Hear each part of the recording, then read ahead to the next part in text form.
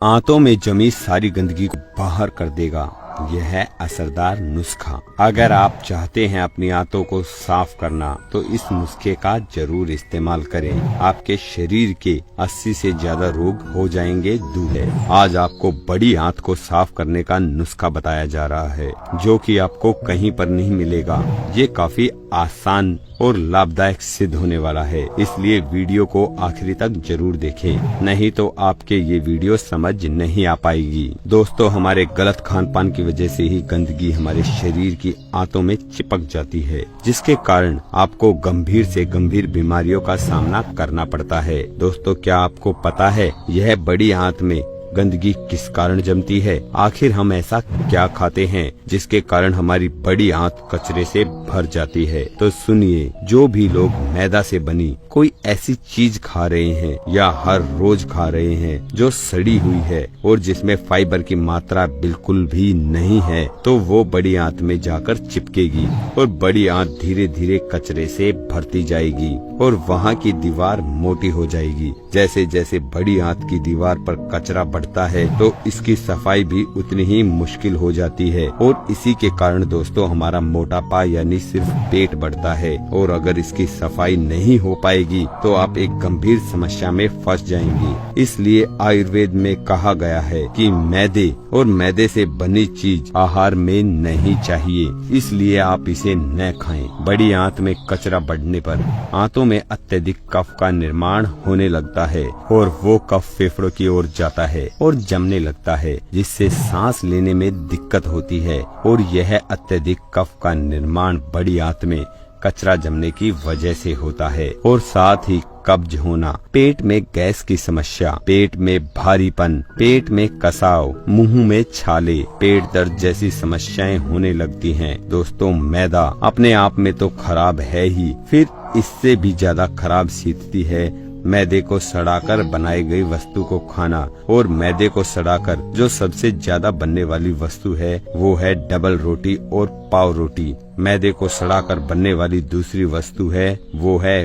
Biscuit और bakery के item. ये तो और भी खराब स्थिति में पहुंचा देते हैं दोस्तों मैदे को। इसलिए आप अभी से इसको खाना बंद कीजिए, क्योंकि ये मैदे से बनी चीजें दीमक की तरह से बड़ी आंत की दीवारों पर चिपक जाती हैं। और जब ऐसा होता है तो आपके सामने बहुत बड़ी समस्या खड़ी हो जाती है, क्योंकि बहुत मुश्किल हो जाता है इस मैदे को खुरच खुरच कर बाहर निकालना। साधारण स्थिति में पानी तो उसको नहीं निकाल पाता है, फिर उसके लिए खराब से खराब दवाइयाँ आपको देनी पड़ती हैं, जुलाब करना पड़ता है। आपका पेट साफ करने के लिए बहुत ही स्ट्रॉन्ग दवाइयाँ आपको देनी पड़ती हैं। कई बार एनिमा देना पड़ता है, कई बार नेचुरल पैथिकन के सेंटर जाकर आपको पेट की सफाई करानी पड़ती है। इन सभी परिस्थितियों में आप फंसे और दुख तकलीफ झेलें, उससे अच्छा है आप कभी भी मैदे और मैदे से सड़ाकर बनाई गई वस्तुएं जीवन में न खाएं, ताकि आप कभी भी जीवन में किसी भी बीमारी के शिकार ना हो सकें। दोस्तों, आप यह तो समझ गए होंगे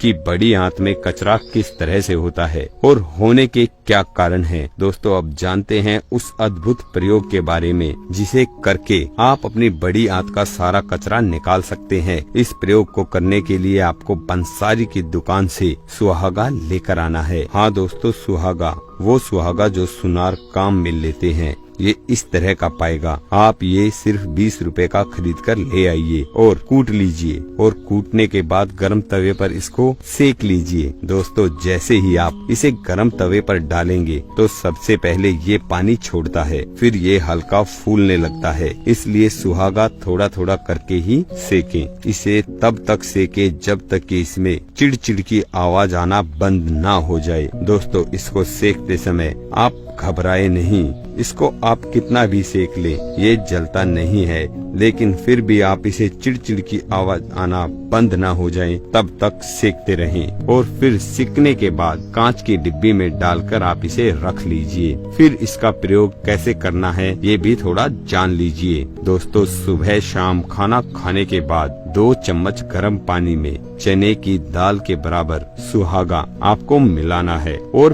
पी जाना है। बस इतना सा आपको करना है। और फिर देखिए इसका जादू। आपके पेट में कितनी भी गंदगी क्यों न जमी हो, सबको बाहर निकाल देता है यह, क्योंकि यह सुहागा ही एकमात्र ऐसी चीज है जो बड़ी आंत को सबसे जल्दी तीव्रता से साफ करता है। इसके सेवन से किसी भी प्रकार का साइड इफेक्ट इसका कोई भी नहीं है। शुरू के 3 दिन ही खाली पेट सुबह शाम इसका सेवन करना है, जिससे आंतों में जमी गंदगी काफी हद तक बाहर निकल जाती है। फिर 3 दिन होने के बाद खाना खाने के बाद ही इसका सेवन करें, ताकि जो भोजन आपने किया है वो सारा सड़ेगा नहीं, वो आंतों में ही नहीं चिपकेगा। दोस्तों ये सुहागा कितना भी पुराना दमा हो उसको जड़ से खत्म करता है। जिसके मुंह में कितने भी छाले हों या फिर पेट में गैस बहुत ज्यादा बनती हो, पेट भारी रहता हो, उसको ये सुहागा जड़ से खत्म करता है। दोस्तों इस प्रयोग को सभी लोग कर सकते हैं, पर जो छोटे बच्चे हैं और उनको बलगम या सांस की बीमारी है तो उनको भी दे सकते हैं, पर छोटे बच्चों को